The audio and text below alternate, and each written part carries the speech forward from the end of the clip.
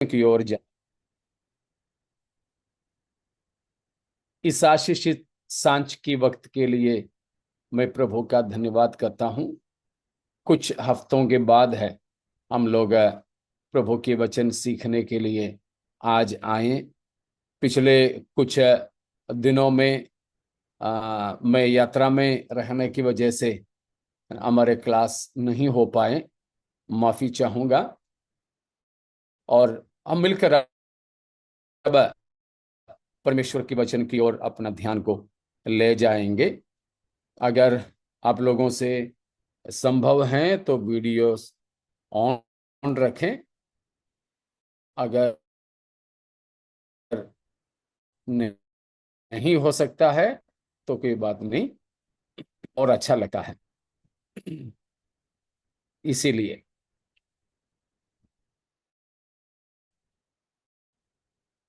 आपको शायद याद हो हम कहां तक पहुंचे थे, भूल गए हो।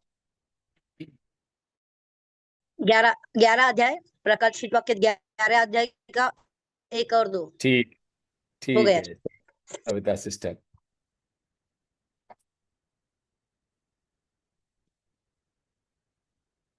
प्रकाशित वाक्य का 11 अध्याय में हम अभी है। 11 अध्याय में खास तौर पर हम जो देखते हैं 11वां अध्याय की 1 से लेकर उसकी 12वां वचन तक या 13वां वचन तक भी हम देखते हैं। वो है प्रभु यीशु मसीह कलीसिया को उठा ले जाने के बाद विरोधी मसीही का जो शासन संसार में होगा, उसकी शुरुआत के 3.5 साल इस धरती पर दो लोग सेवकाई करेंगे। उनको हम इस प्रकाशित वाक्य 11 अध्याय के आधार पर दो गवाह बुला सकते हैं। दो गवाह। उसका 3रा वचन को पढ़िएगा, 11 का 3।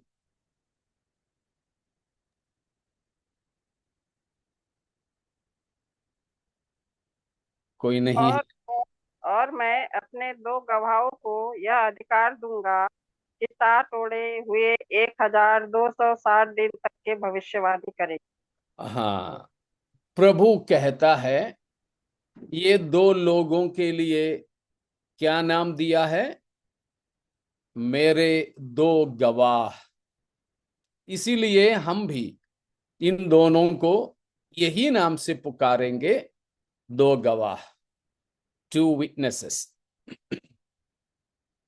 दो गवाह, परमेश्वर के दो गवाह। वे कितने दिन सेवकाई करेंगे? 1260 दिन। एक भविष्य 260 दिन। मतलब कितने साल या कितने महीने हो गए?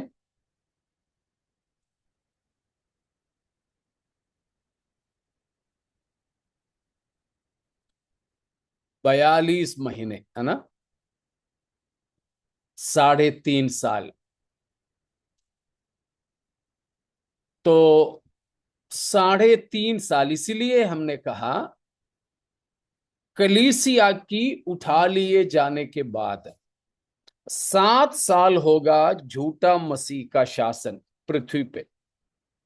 वो 7 साल हम लोग स्वर्ग में प्रभु के साथ रहेंगे। जैसे हमारे मसीह ने वादा किया था यूहन्ना 14 का 3 में, 14 का 2 और 3 में, कि मैं तुम्हारे लिए जगह तैयार करने जाता हूं। अगर मैं जाकर जगह तुम्हारे लिए तैयार करूं, फिर आकर तुम्हें ले जाऊंगा मेरे वहां, जहां मैं रहूं वहां तुम भी रहे। तो उस जगह पर हम लोग 7 साल प्रभु के साथ रहेंगे। ठीक है, वो 7 साल हमारा न्याय, हमारा प्रतिफल बांटना, ये सब चलता रहेगा। लेकिन उस समय धरती पर विरोधी मसीही का 7 साल का राज्य होगा। उन 7 साल के राज्यों के आरंभ के 3.5 साल, 42 महीने, 1260 दिन, ये दो गवाहों को परमेश्वर विशेष अधिकार देकर धरती के बाकी जो रहने वाले लोग हैं उनसे भविष्यवाणी कराता रहेगा। तो ये दो गवाहों की सेवकाई के बारे में ये 11वां अध्याय उसकी 1 से लेकर 13 तक की वचनों में लिखा हुआ है। ठीक है, 13 तक की वचनों में उसकी शुरुआत में होकर था, पहला और दूसरा वचनों में हम पिछले बार देखे थे कि यरूशलेम मंदिर को नापने के बारे में वो सारी बातें। तो ये जो मंदिर है वो महाक्लेश के समय में बंधे जाने वाले मंदिर है, क्योंकि उससे पहले का मंदिर ईस्वी 70 में तोड़ा गया था। जो प्रभु यीशु मसीह के और प्रेरितों के समय में जो मंदिर था यरूशलेम में, वो मंदिर ईस्वी 70 में, AD 70 में तोड़ा गया था रोमियों के द्वारा। उसके बाद अभी तक मंदिर नहीं बना। ठीक है ना? ईस्वी 70 के बाद आज ईस्वी 2025, 5वीं महीना, आज तक फिर मंदिर नहीं बना। अभी एक मंदिर बनाया जाएगा, वो झूठा मसीह के ही नेतृत्व में जहां तक वो मंदिर बनाया जाएगा, वो महाक्लेश की समय का मंदिर कहलाएगा। तो वो मंदिर के बारे में है प्रकाशित वाक्य 11, 1 और 2 वचनों में जो बताया गया है। तो उसमें दूसरा वचन में हमने देखा कि अन्य जातियां उस मंदिर को या फिर यरूशलेम को 42 महीने रौंदेंगे। 42 महीने। तो वो परमेश्वर ने शत्रुओं के हाथों में, अन्य जातियों के हाथों में दे दिए हैं, दे दिए हैं। तो वो सब हम अगले अध्याय में आएंगे तो उसका कारण वगैरह देखेंगे। तो उसके बाद है यहां 3 से लेकर 13 तक की वचन में खास 2 बात को हम देखते हैं। यहां पर खास 3 व्यक्तियों को देखते हैं, खास 2 बातों को देखते हैं, खास 3 शख्स या 3 व्यक्तियों को देखते हैं। 2 बात ये हैं, पहला, ये जो 2 गवाहों की सेवकाई है, ये 2 गवाहों के सेवकाई 3 से लेकर 7 तक की आयतों में, 11वां अध्याय की 3 से 7 तक के वचनों में ये 2 गवाहों के सेवकाई को हम देखते हैं। और दूसरी घटना, दूसरी बात यह है, 7वें वचन में से लेकर झूठा मसीही का प्रकट होना हम देखते हैं। झूठा मसीह का प्रकट होना, विरोधी मसीह या झूठा मसीह का प्रकट होना हम देखते हैं। चाहे तो ये है खास 2 घटना, चाहे तो हमारी सुविधा के लिए एक और घटना हम देख सकते हैं वो है एक बड़ी चमत्कार है, एक बड़ी चमत्कार।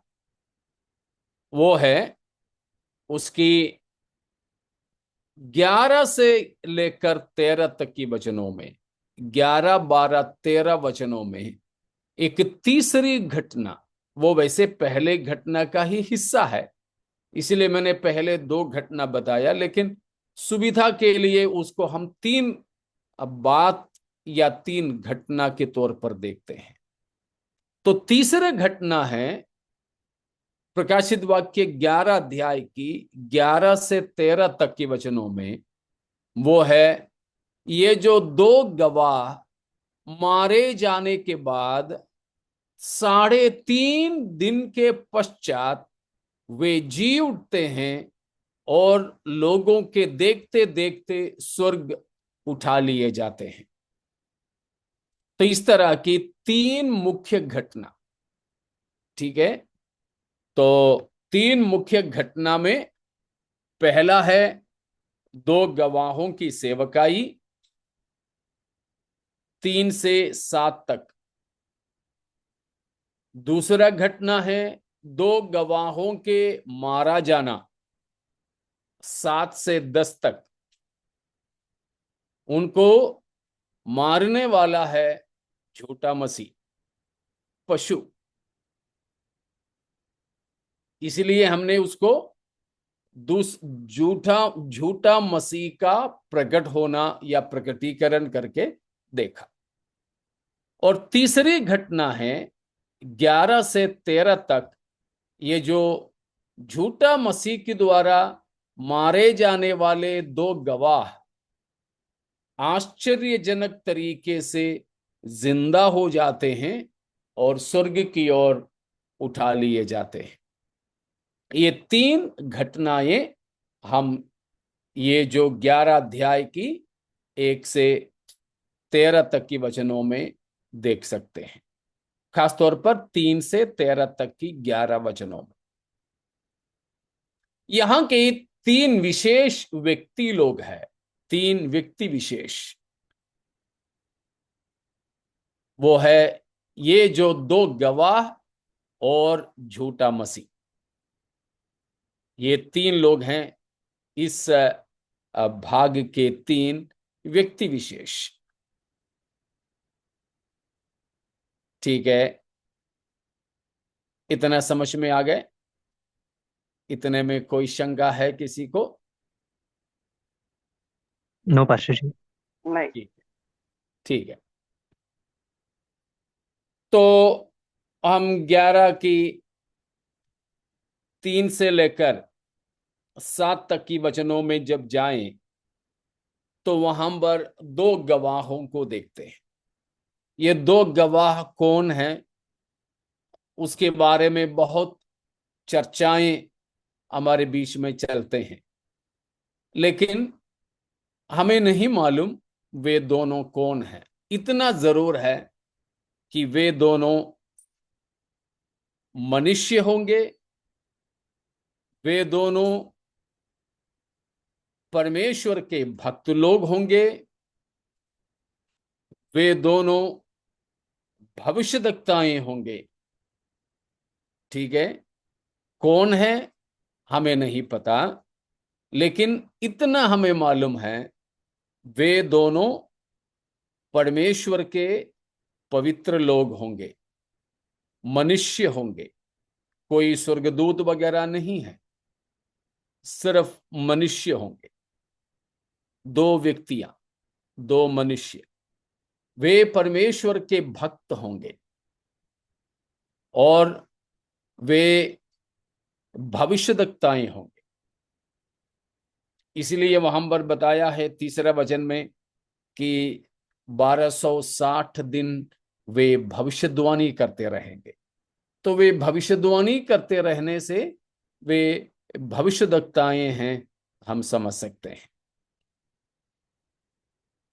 इतना पक्का है, इतना पक्का है। और वे मरणहार शरीर में भी होंगे, वे मरणहार शरीर में भी होंगे, इसीलिए तो वे मारे जा सकेंगे। मतलब वे महिमामय शरीर में नहीं होंगे, मरणहार शरीर में होंगे। इतनी बात यहां पर पक्का है। अब वे कौन कौन है करके लोग बताते हैं, लेकिन वो मानना को जरूरी नहीं है। वो केवल एक मानना ही है, एक अभिप्राय ही है, केवल एक विचार ही है। कुछ लोग बोलते हैं, खास तौर पर 3 लोगों के नाम आपने सुने जरूर होंगे। एक तो हानूक और दूसरा एलिया। क्योंकि पुराने नियम में वे 2 ही जन हैं जो मृत्यु नहीं पाए थे, परंतु जीते जी ही उठा लिए गए थे।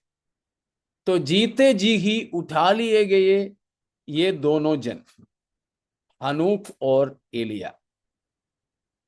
इब्रानियों की पत्री 11 अध्याय का 27वां वचन में लिखा है, एक बार मरना और उसके बाद न्याय का होना सब मनुष्यों के लिए परमेश्वर ने ठहराया है। ठीक है, एक बार मरना, उसके बाद न्याय का होना सबके लिए ठहराया है। तो इन दोनों के लिए भी मरना आवश्यक है। इसीलिए वे दोनों मरने के लिए भेजे जा रहे हैं। उस कारण ये जो 2 गवाह है वो हनूक और एलिया हो सकता है। ये है कुछ लोगों के मानना। ठीक है, उनका विचार गलत नहीं है, लेकिन ये जरूरी नहीं कि सबको मरना है। क्योंकि प्रभु यीशु मसीह की आगमन में जो जीवित और बचे रहेंगे वे मरेंगे नहीं? मरेंगे नहीं नहीं। नहीं, मरेंगे। वे रूपांतरित होंगे, वे बदल जाएंगे। तो उसी तरह ये दोनों बदले हुए हैं, तो मरना कोई जरूरी नहीं है। वे आ भी सकते हैं, हम उसको भी मना नहीं करेंगे, लेकिन ये जरूरी नहीं कि उन्हें आना हो। और दूसरा विचार यह है कि वे एलिया और मूसा है। एलिया और मूसा है, ऐसे कहने का 2 मुख्य कारण है। एक, प्रभु यीशु मसीह की सेवकाई के दौरान ये दोनों लोग प्रभु यीशु के पास रूपांतरण की पहाड़ पर प्रकट हुए थे। मत्ती 17वां अध्याय में उसको माउंट ऑफ ट्रांसफिगरेशन, रूपांतरण की पहाड़ कहते हैं। वहां पर मूसा और एलिया यीशु मसीह के पास प्रकट हुए। इसीलिए कुछ लोगों के मानना है तो वे दोनों ही इधर भी आएंगे। और मूसा और एलिया है माने जाने का दूसरा कारण उनकी सेवकाई है। उसका 4 और 5 वचन को देखिए। चौथा, सॉरी, हाँ जी, 5 और 6 को देखिए। पढ़ना है। हाँ जी, पढ़ लीजिए आंटी। ये वे ही जैतून के 2 पेड़ और 2 दीवट है जो पृथ्वी के प्रभु के सामने खड़े रहते हैं, और यदि कोई उनको हानि पहुंचाना चाहता है तो उनके मुंह से आग निकलकर उनके बैरियों को भस्म करती है। और कोई उनको हानि पहुंचाना चाहेगा तो अवश्य इसी रीति से मार डाला जाएगा। उन्हें अधिकार है कि आकाश को बंद करे कि उनकी भविष्यवाणी के दिनों में मेंह न बरसे, और उन्हें सब पानी पर अधिकार है कि उसे लहू बनाए, और जब जब चाहे तब तक पृथ्वी पर हर प्रकार की विपत्ति लाए। जब वे अपनी गवाही दे चुके तो वह पशु जो अथाह कुंड में से निकलेगा उनसे लड़कर उन्हें जीतेगा और उन्हें मार डालेगा।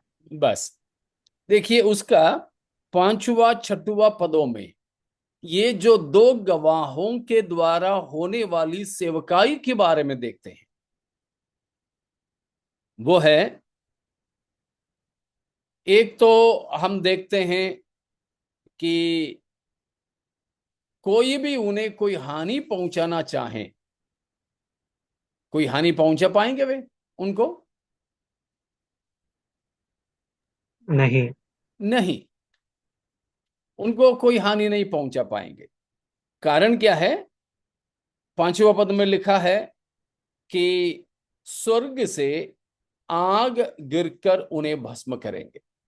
वचन में, बाइबल के अंदर, इतिहास में स्वर्ग से आग बरसाने वाला व्यक्ति कौन है?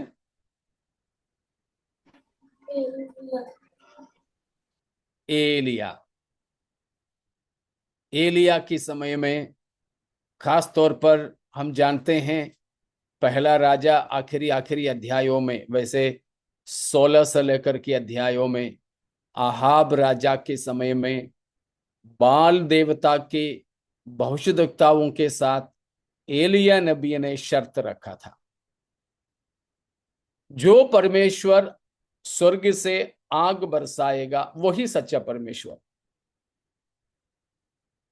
बाल देवता के भविष्यद्वक्ताओं ने बहुत कोशिश की, लेकिन आग नहीं उतरा। फिर एलिया ने प्रार्थना किया तो स्वर्ग से आग उतरा। वो एलिया की सेवकाई है। और उसके बाद हम छठवा पद में ये देखते हैं कि उनकी सेवकाई के दौरान बरसात को बंद करने का अधिकार वो भी किसने किया था? एलिया ने। एलिया ने ही किया था। तो ये दोनों सेवकाई एलिया नबी की जैसा ही सेवकाई है, तो ये मानना है तो इसमें से एक तो जरूर एलिया है, ऐसे हमें लगता है। और दूसरा, वे क्या करते थे? छठवा पद में लिखा है कि जब जब वे चाहते थे तब तब वे पानी को खून में बदल सकते थे, और जो भी विपत्ति के द्वारा लोगों को सताना चाहता वे कर सकते थे। तो लोगों पर विपत्तियां किसकी सेवकाई के दौरान हुआ था? मूसा की। मूसा की। मूसा की। और पानी को खून में बदलने वाला सेवकाई भी किसने किया था? मूसा ने। मूसा ने। इसीलिए ये मानते हैं कि दूसरा गवाह जो है एलिया के साथ में आने वाला, वो मूसा है। इसीलिए ये सेवकाई की वजह से और रूपांतरण की पहाड़ पर यीशु मसीह के पास प्रकट होने के वजह से अधिकतर लोगों के मानना है ये दोनों मूसा और एलिया ही हो सकता है। आप अपने हिसाब से मान सकते हैं, कोई जरूरी नहीं कि हाँ ये हैं या वो हैं। आप इनमें से कुछ भी मानो या फिर और भी कुछ मानो तो भी चलेगा, कोई फर्क नहीं पड़ेगा। अगर और किसी का भी नाम आपको लेना है तो आप वो भी सोच सकते हैं, कोई दिक्कत नहीं, क्योंकि ये हमारे उद्धार को प्रभावित करने वाला एक विचार या विश्वास नहीं है। ठीक है, तो ये दोनों कौन हैं ये नहीं मालूम हमें, लेकिन तीसरा वचन में और चौथा वचन में हमें देखते हैं कि ये प्रभु के सामने रहने वाले दो व्यक्तियां हैं। प्रभु के सामने रहने वाले दो व्यक्तियां। तो वहां पर जैतून की पहाड़ की तौर पर बताया, जैतून के वृक्ष के तौर पर बताया है, और दीवटों के तौर पर बताया है।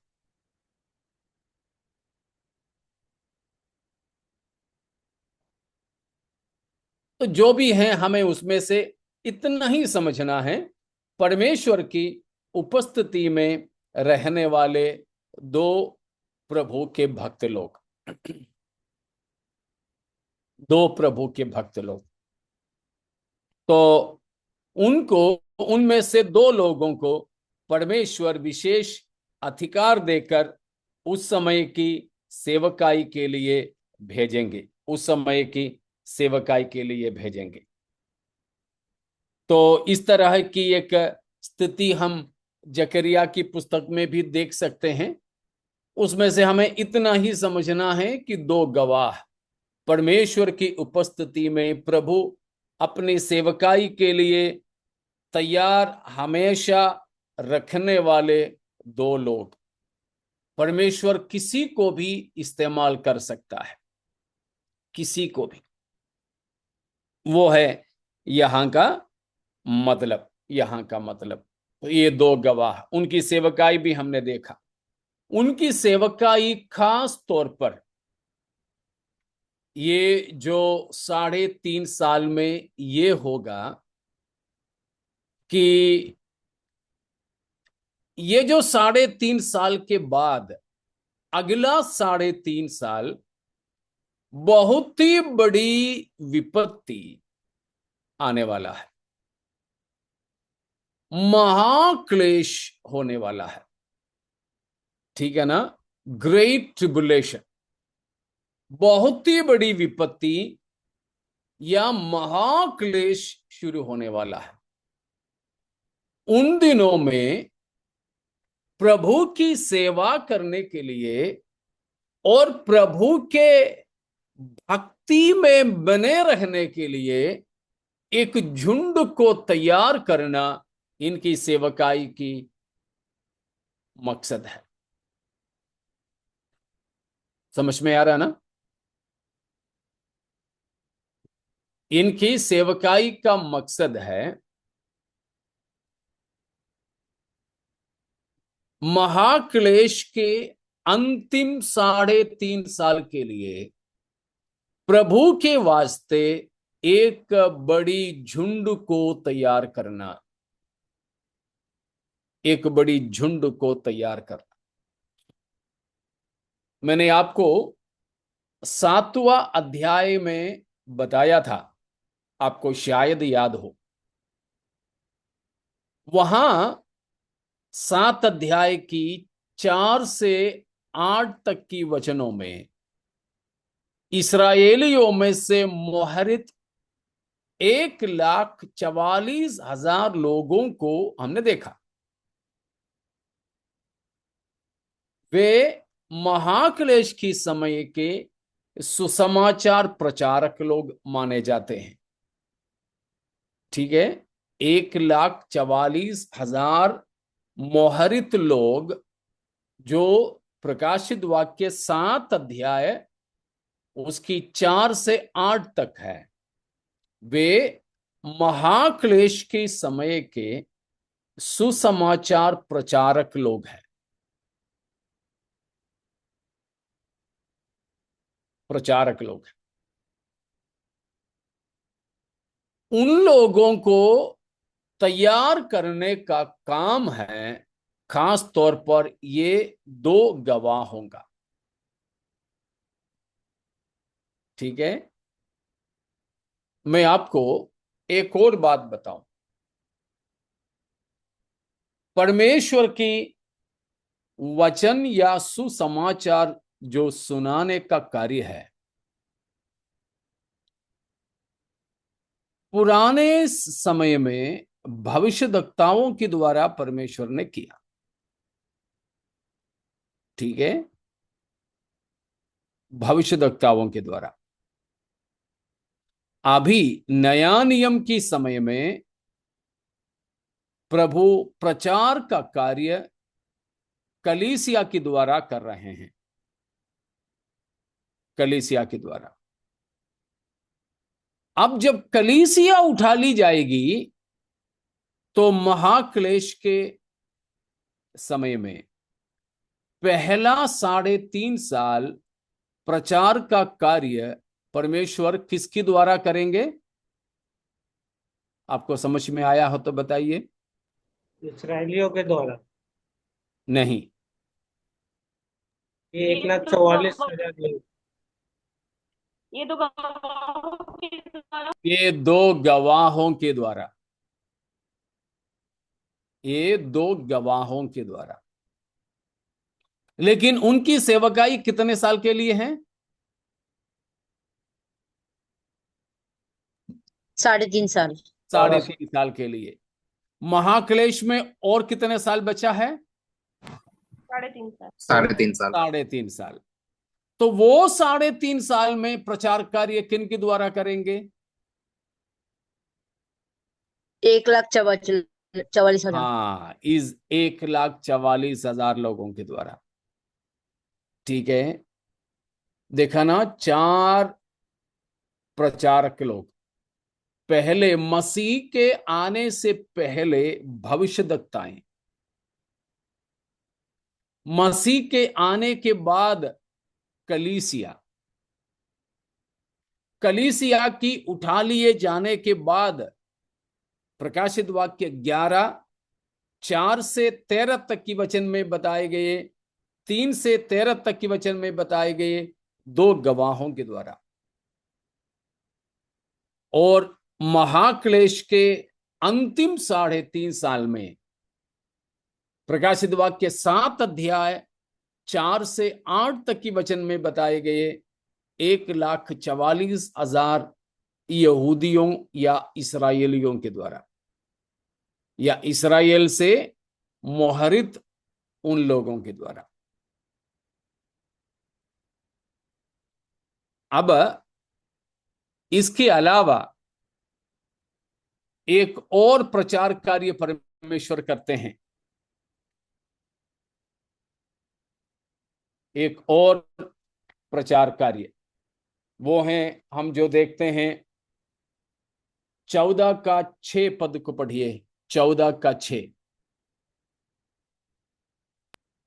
फिर मैंने एक और स्वर्गदूत को आकाश के बीच में उड़ते हुए देखा, जिसके पास पृथ्वी पर के रहने वालों को हर एक जाति और कुल और भाषा और लोगों को सुनाने के लिए सनातन सुसमाचार था।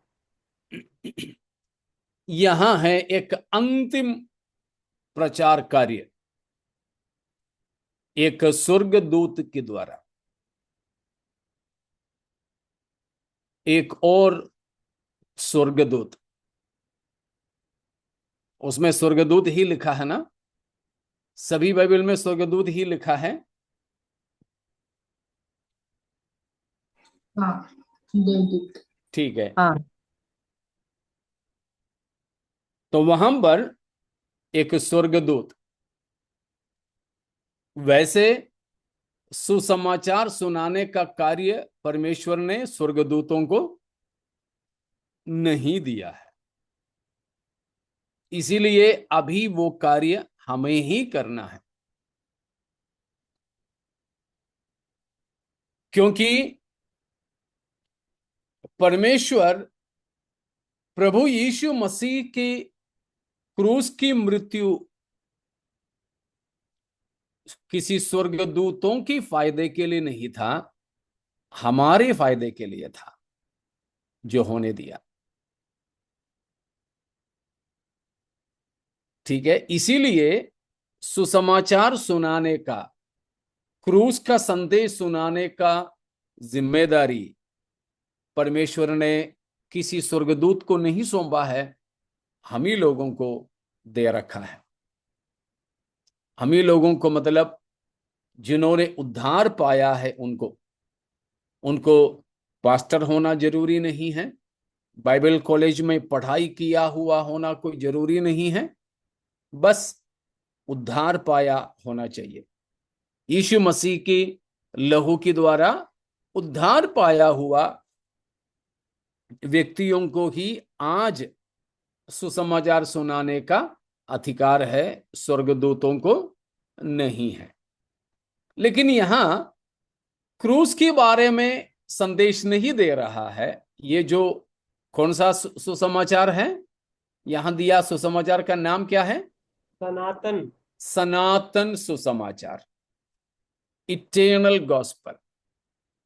ये सनातन सुसमाचार ये हो सकता है कि परमेश्वर राज करने आ रहा है, मानवीय शासन खत्म होने जा रहा है, परमेश्वर का राज्य शुरू हो रहा है। ये हो सकता है सनातन सुसमाचार। वो प्रचार करने के लिए स्वर्गदूत से भी संभव है। लेकिन यीशु मसीह की क्रूस की मृत्यु के द्वारा हमें मिलने वाला उद्धार के बारे में प्रचार करना स्वर्गदूत की वश की बात नहीं है, क्योंकि उनको वो अनुभव नहीं है। क्रूस के द्वारा छुड़ाए जाने का अनुभव स्वर्गदूतों को नहीं है, क्योंकि प्रभु यीशु मसीह जो क्रूस पर मरा, किसके लिए मरा? किसको बचाने के लिए? मुझे बचाने के लिए। मनुष्यों को बचाने के लिए। किन को बचाने नहीं? हमको बचाने आया प्रभु यीशु। हमको बचाने आया, किन को बचाने नहीं? स्वर्गदूतों को। स्वर्गदूतों को बचाने के लिए नहीं। आपको शक ना रहे, इसीलिए पट करके आगे चलेंगे। इब्रानियों 2 अध्याय, उसकी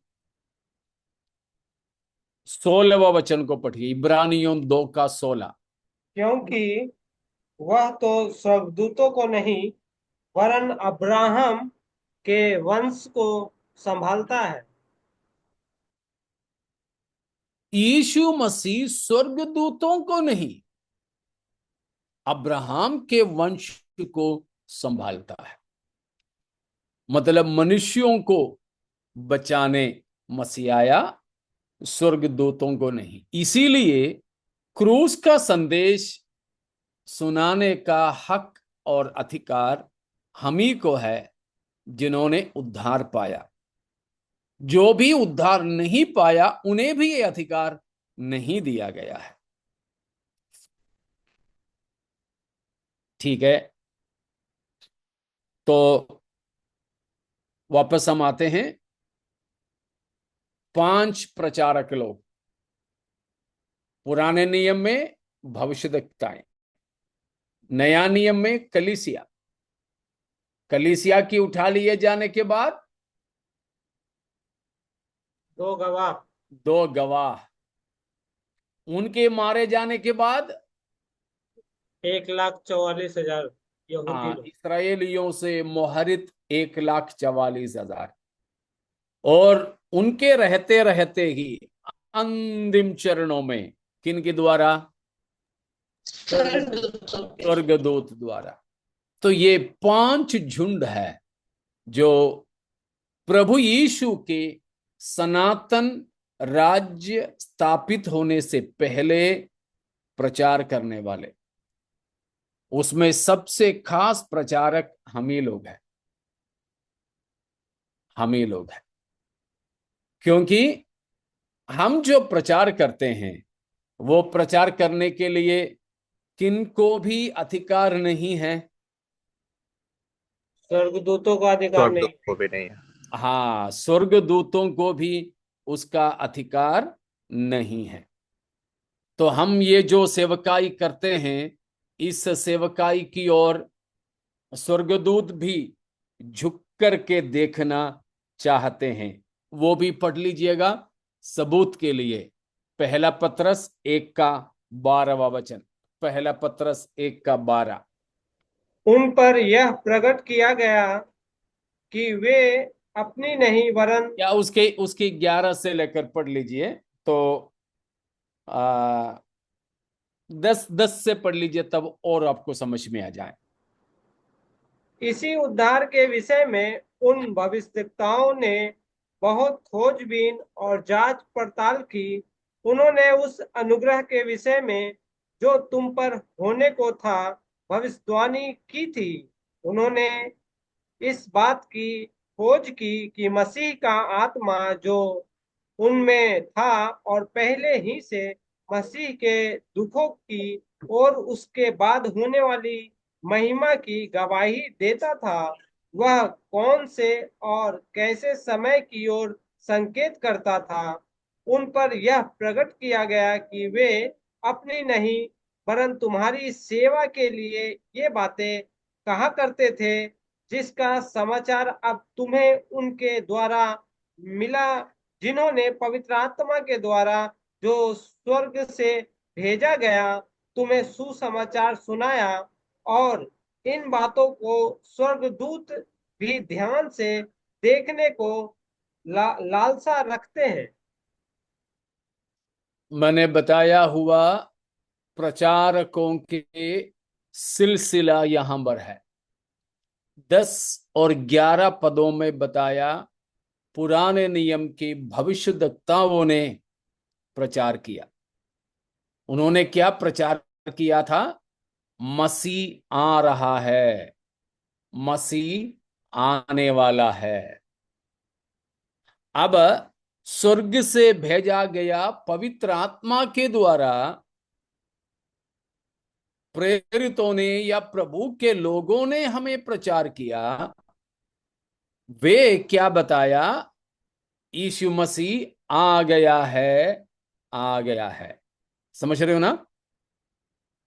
पुराने नियम के भविष्यद्वक्ताओं ने प्रचार किया वो आ रहा है, आने वाला है। नया नियम की कलीसिया पवित्र आत्मा के भरपूरी के द्वारा क्या प्रचार किया? वह आ गया है, आ चुका है, क्रूस पर, क्रूस की बात हो चुका है। हम भी वो प्रचार कर रहे हैं। और 12 का आखिरी में पतरस बताता है उसकी ओर कौन भी देखने की लालसा रखते हैं? स्वर्गदूत, स्वर्गदूत भी। तो स्वर्गदूतों को भी हम ये जो प्रचार कर रहे हैं, प्रचार करने का अधिकार नहीं है। हमें प्रभु ने दिया हुआ ये बड़ा हक को जरा समझ लीजिए। स्वर्गदूतों को भी नहीं मिला अधिकार, नहीं मिला हक, परमेश्वर ने हमें दिया है। एक है परमेश्वर का संतान होने का, दूसरा है क्रूस की प्रचार करने का। ये दोनों अधिकार किसको नहीं है? स्वर्गदूतों को नहीं है। स्वर्गदूत परमेश्वर के सामने हमेशा खड़े रहते हैं, परमेश्वर के उपस्थिति में बने रहते हैं, लेकिन कभी भी उनमें से कोई भी स्वर्गदूतों ने परमेश्वर को पापा करके बुलाया? नहीं बुलाया। बिल्कुल भी नहीं। लेकिन हम लोग, हम तो प्रभु को हे हमारे पिता करके पुकारते हैं। हालेलुया। मतलब स्वर्गदूतों को भी ना मिला दो विशेष अधिकार परमेश्वर ने हमें दी है। पहला है परमेश्वर का संतान कहलाने का अधिकार। दूसरा है उद्धार का सुसमाचार प्रचार करने का अधिकार। सुसमाचार प्रचार करने का अधिकार। हम धन्य है प्यारो। ठीक है, ये जो 5 प्रचारकों के बारे में समझ में आए होंगे आपको। इतने में कोई शक है तो पूछिएगा।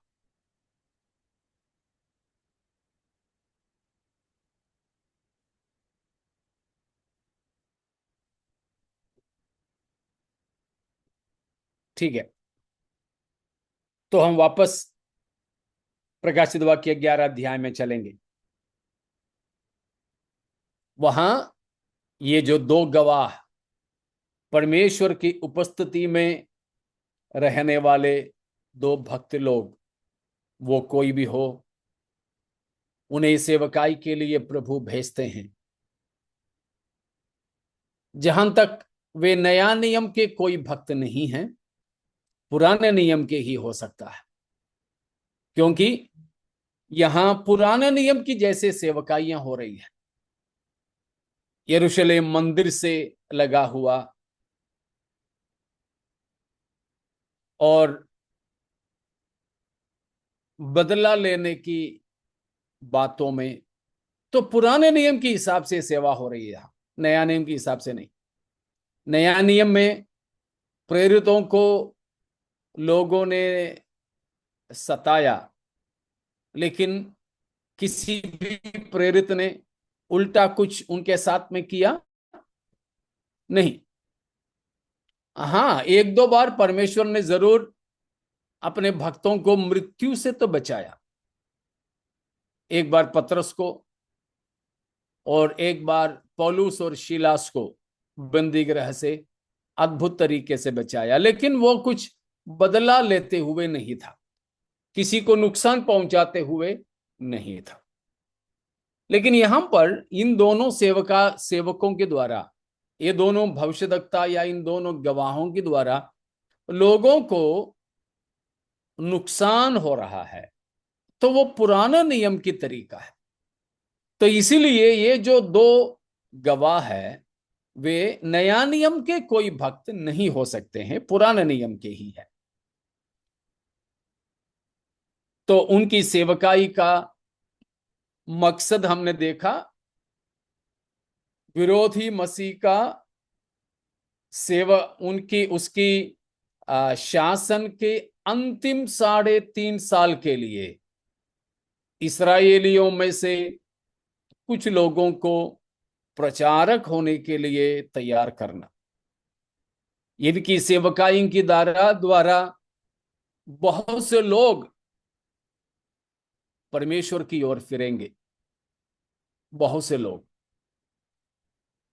उस समय की आबादी के हिसाब से मन फिराने वाले कम होंगे, प्रतिशत देखा जाए, लेकिन बहुत से लोग, जैसे हमने 7 अध्याय की 8 से लेकर पदों में पढ़े थे, एक अनगिनत लोगों के झुंड, अनगिनत लोगों के झुंड। तो वे लोग सब प्रभु को जो ग्रहण करेंगे वो इनकी सेवकाइयों के द्वारा होगा। तो ये है इन दोनों की सेवकाई का मकसद, मतलब पूरे दुनिया में सब लोगों को सुसमाचार सुनाया जाने का बात प्रभु ने कहा है। जगत के अंत होने से पहले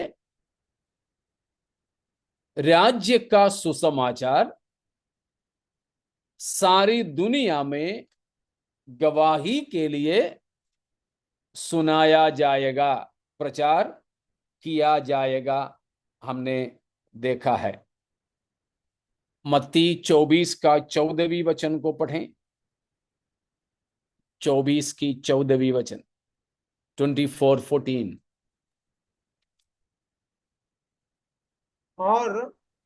और राज्य का यह समाचार, यह सुसमाचार सारे जगत में प्रचार किया जाएगा कि सब जातियों पर गवाही हो, तब अंत आ जाएगा। जगत की अंत होने से पहले राज्य का सुसमाचार सब जातियों में गवाही के लिए सुनाया जाना चाहिए। वो कार्य हो रहा है 11 अध्याय में। समझ में आ रहा ना? अभी हम प्रचार करने वाला सुसमाचार का नाम क्या है?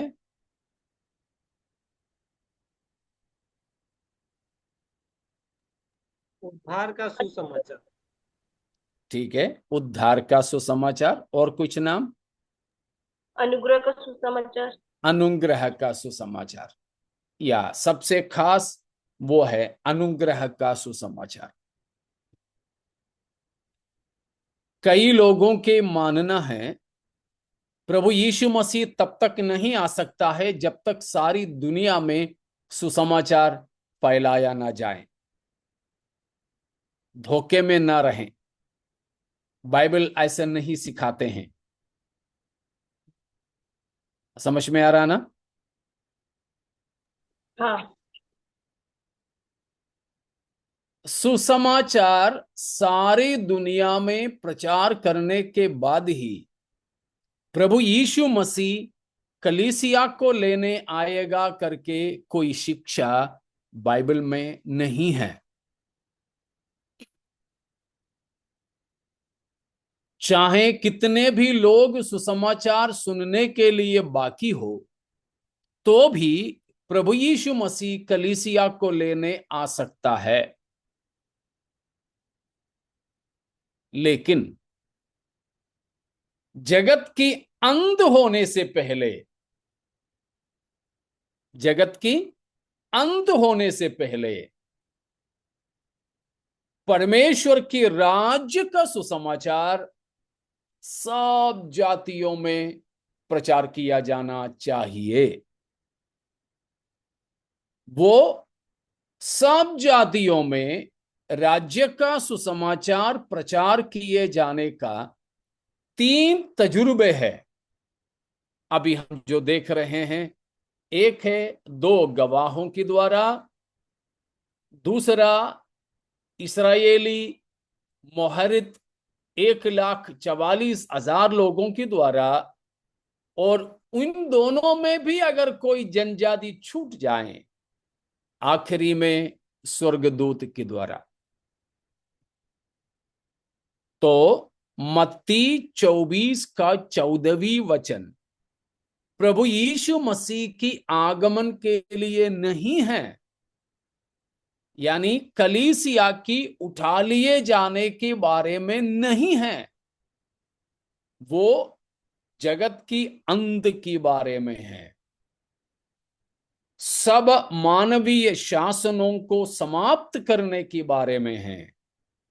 प्रभु यीशु मसीह अपना राज्य संस्थापित करने के बारे में है, या फिर परमेश्वर के राज्य की शुरुआत के बारे में है।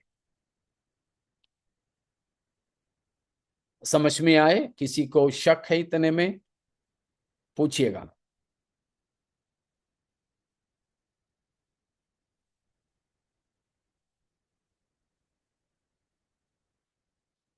शक रख करके कोई नहीं जाए।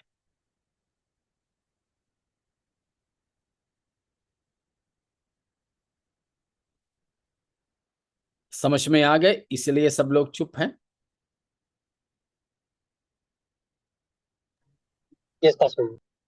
ठीक है,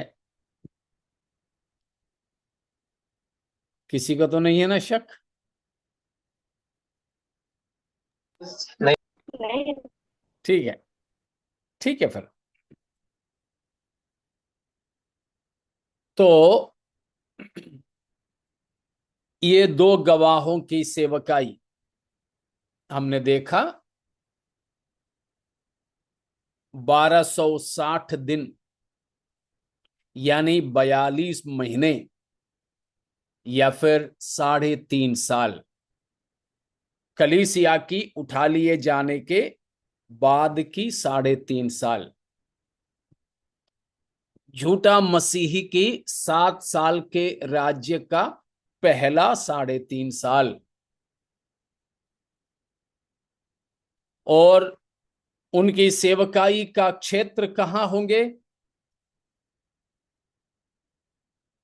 वे कहां सेवकाई करेंगे?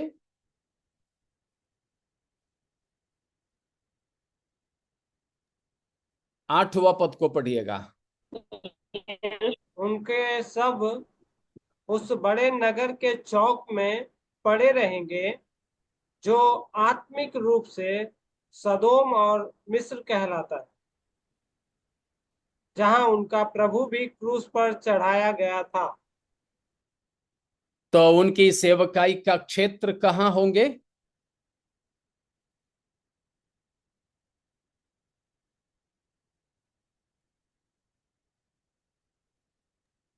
यरूशलेम में। यरूशलेम,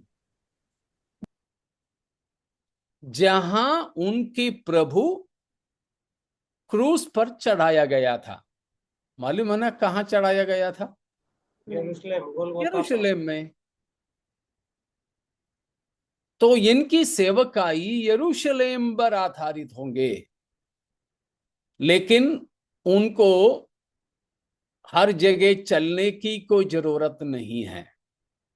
सारी दुनिया में सुसमाचार फैलाने के लिए उन्हें पूरी दुनिया की दौरा लगाने की आवश्यकता नहीं,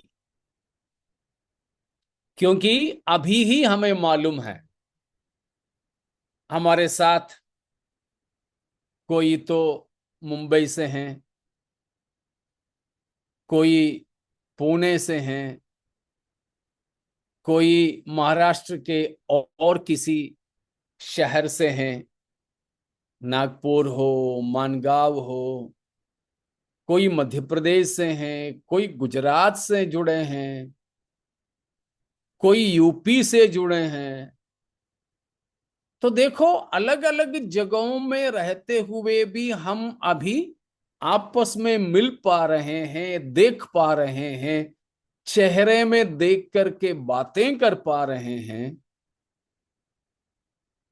इसी तरह ये जो तकनीकी टेक्नोलॉजी बढ़ते हुए हमें नजर आता है, आजकल नहीं, कुछ साल हो गए तकनीकी की बढ़ती।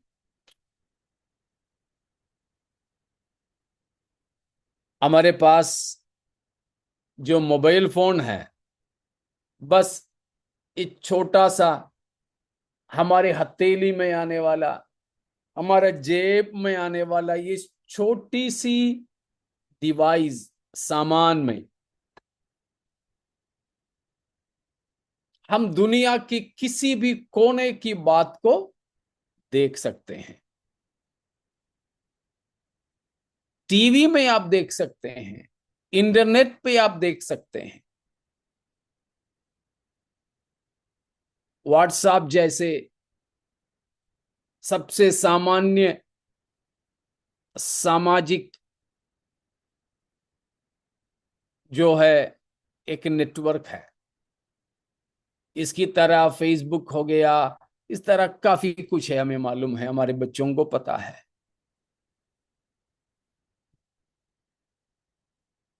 सैटेलाइट्स हमें मालूम है। अभी हमारे पास भी 5G आया है। पहले तो हमारे मेरे ख्याल से ज्यादातर लोगों के पास में 4G का मोबाइल है, लेकिन अभी जो भी सिम कार्ड आ रहा है वो 5G का है। बहुत ही तेजी से हमारी इंटरनेट चलता है। हम लोग भी ये तकनीकी सुसमाचार की प्रचार के लिए इस्तेमाल कर रहे हैं।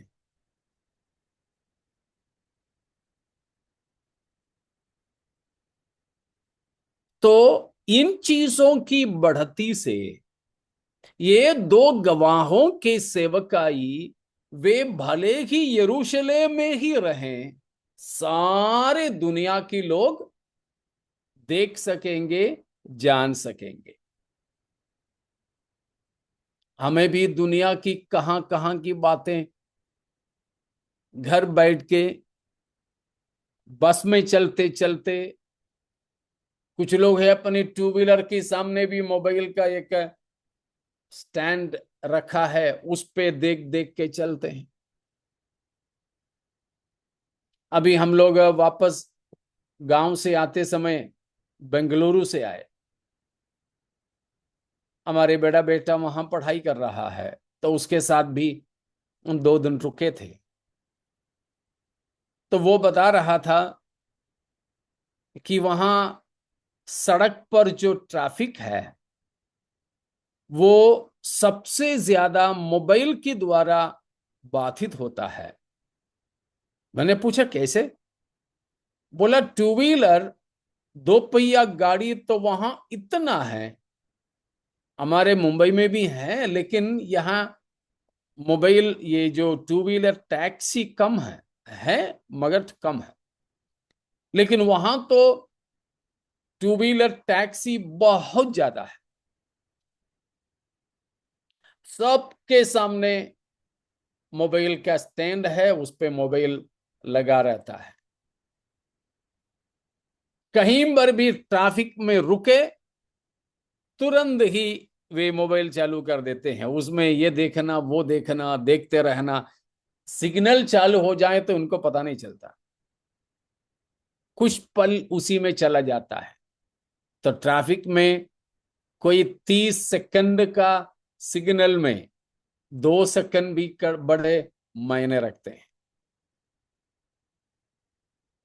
तो हम अभी कहीं पर भी बैठ के दुनिया की किसी भी कोने की कुछ भी हासिल कर सकते हैं, देख सकते हैं। इसी प्रकार की एक सैटेलाइट तकनीकी इस्तेमाल होगा झूठा मसीही की शासन के समय में, और उसकी फायदा ये दो गवाहों की सेवकाई में भी होता है। तो वे यरूशलेम में ही रहते हुए सेवकाई करेंगे और सारी दुनिया उन्हें देख सकेंगे। 3.5 साल उनकी सेवकाई की ठहराई हुई समय है। उससे पहले उन्हें नुकसान पहुंचाने के लिए काफी लोग चाहेंगे, लेकिन किसी से संभव नहीं। उसमें से हमें भी ये सीख मिलती है कि प्यारों, परमेश्वर ने हमारे लिए जो समय ठहराया है, उस समय से पहले हमें नुकसान पहुंचाना किसी की भी वश की बात नहीं है। हम विश्वासी हो, सेवा करने वाले हो, हमें जान से मारने के लिए चाहे कोई भी कोशिश करे, हमारी सेवकाई को बंद करने के लिए कोई भी यत्न करे, लेकिन परमेश्वर ने हमारे लिए ठहराया समय और सेवकाई पूरे किए बिना हमें कोई भी नुकसान नहीं पहुंचा सकता है। एक और बार उसकी 7वां पद को पढ़िए, 11 का 7। जब वे अपनी गवाही दे चुकेंगे तो वह पशु जो अतः कुंड में से निकलेगा उनसे लड़कर उन्हें जीतेगा और उन्हें मार डालेगा। कब? जब वे अपना सेवकाई पूरे कर चुकेंगे। परमेश्वर ने हमारे सेवकाई के लिए दिया हुआ समय पूरा होने देंगे हमारे परमेश्वर। इसलिए डरो मत। हमारी जीवन के लिए भी, आयु के लिए भी डरिए मत। जो सेवकाई हमसे प्रभु करवाना चाहेगा वो करवाए बिना कोई बीमारी, कोई शत्रु, कोई दुर्घटना, कोई दुश्मनी हमारी जान नहीं ले सकेगी। सेवकाई पूरा हो गया तो फिर हमें यहां रहने की भी जरूरत नहीं है, वो भी नहीं। इसीलिए पौलुस कहता है अपने जीवन के बारे में। पौलुस जीना चाहता था या मरना चाहता था? कौन सा उनके लिए ज्यादा पसंद था? मरना पसंद करता था क्रिस्त के लिए। मरना पसंद करता था। क्यों? मसीह के लिए। मसीह के पास जाकर रहने के लिए। लेकिन उन्होंने कहा हुआ एक बात है, देख लीजिए, फिलिपियों 1 का 21। फिलिपियों 1:21। मेरे लिए, क्योंकि मेरे लिए जीवित रहना मसीह है और मर जाना लाभ है। ये वचन हम सबको मालूम है। अगला वचन 22। पर यदि शरीर में जीवित रहना ही मेरे काम के लिए लाभदायक है, तो मैं नहीं जानता कि किसको चुनूं। मेरे लिए मरना लाभ है, वो है मेरा पसंद। 23वां वचन में भी बताया है, जी तो चाहता है कूच करके मैं मसीह के पास जा रहा हूं। लेकिन 22वां वचन में बताया, मेरे काम यानी सेवकाई के लिए मेरा जीवित रहना आवश्यक है, तो मैं नहीं जानता किसको चुनूं। तो देखो, हम जिंदा केवल इसीलिए हैं कि परमेश्वर ने दो काम, दो दो वजह से। एक है हम में परमेश्वर का काम पूरा हो, दूसरा हमारे द्वारा परमेश्वर का काम पूरा हो। जब तक हम में प्रभु का कार्य पूरा नहीं होगा, जब तक हमारे द्वारा परमेश्वर की सेवा पूरा नहीं होगा, तब तक हमें नुकसान पहुंचाना, हमें मृत्यु के घाटी उतारना किसी की वश की बात नहीं है। चाहे कितना भी असाध्य बीमारी हमें पकड़े, चाहे कितने भी सशक्त लोग हमारे दुश्मन हो जाएं, शैतान के सारे दल हमारे खिलाफ खड़े हो जाएं, चिंता मत कीजिए। परमेश्वर हमें जो सेवकाई दिया है, परमेश्वर हमें जो कार्य करना चाहता है, वह जरूर सिद्ध करेगा, सिद्ध करेगा। इतना समझ में आ गए? तो हमारे द्वारा प्रभु की सेवा पूरा करेंगे। पिछले दिनों में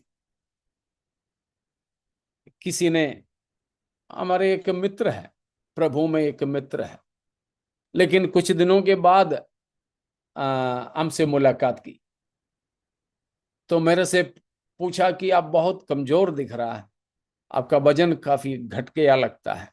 मैं बोले हाँ, वजन घटा है। क्यों? मैंने कहा थोड़ा मधुमेह की बीमारी है।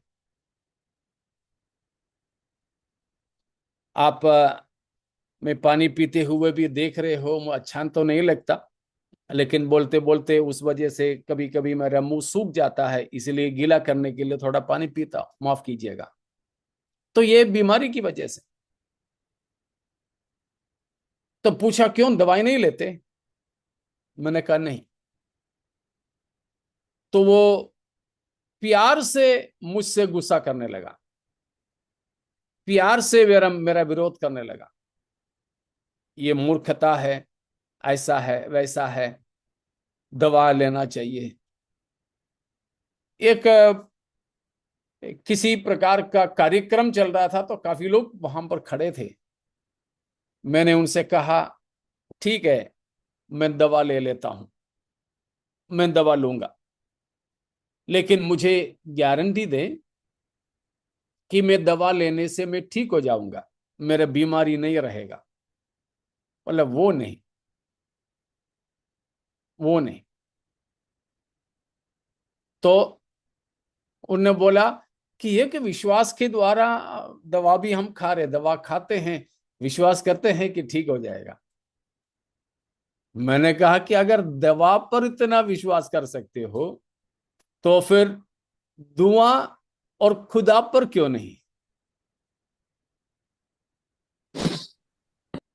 मैंने उनको उनको कहा कि देखो, जो जिंदगी जीने के लिए खुदावंद ने मेरे लिए रखा है, और जो सेवा को अंजाम करने के लिए मुझे प्रभु ने दी है, वो पूरा किए बिना मेरा जान नहीं चला जा सकता है। हम लोग, मैं और मेरे एक मित्र प्रभु के दास, हम लोग ऐसे बोलते थे लोगों को कि अगर मानो हमारे गला तो आप काट लो, शरीर से अलग कर दो, तो भी जो सेवा हमसे प्रभु करवाना चाहेगा, चाहे सिर आप कश्मीर में डाल दो, शरीर को आप कन्याकुमारी में डाल दो, तो भी ये दोनों जगह पर खड़े रहकर जो सेवा करना वो करके ही जान खत्म हो जाएगा। बिल्कुल हिम्मत रखिए। यह हम पर प्रभु ने जो कहा है कि जब वे दो गवाह अपनी सेवा पूरे कर चुकेंगे, तब ही उनको झूठा मसीह मार डाल सकता है। हम इस बात पर बिल्कुल भरोसा करें प्रभु पर कि जो सेवा मुझसे करवाना है वो प्रभु मेरे से करवाएगा। चिंता ना करना, चाहे किसी भी बीमारी, कुछ भी तकलीफ, कितना भी विरोध, कोई दिक्कत नहीं। परमेश्वर अपना कार्य को हमारे जीवन के द्वारा पूरा करेंगे। इतने में कोई शक है किसी को?